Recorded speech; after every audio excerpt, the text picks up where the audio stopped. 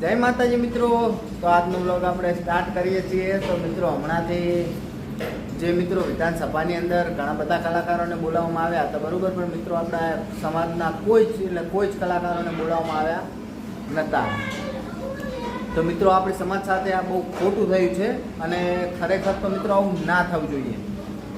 તો હું એ લોકોને એમ જણાવું છું કે તમે શું કહેતા હતા કે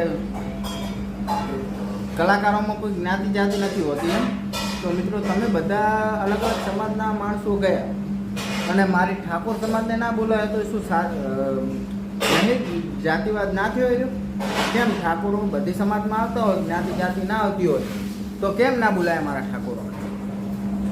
તો હું મારા ઠાકોરોને એટલું જ કહેવા માગું છું કે બધા એક સંપે થઈને રહેજો. અને આપણામાં ક્યાંક ને ક્યાંક મિત્રો એજ્યુકેશનની કમી વર્તાય છે, તો જ મિત્રો આવું થઈ શકે, નથી આવું થાય નહીં.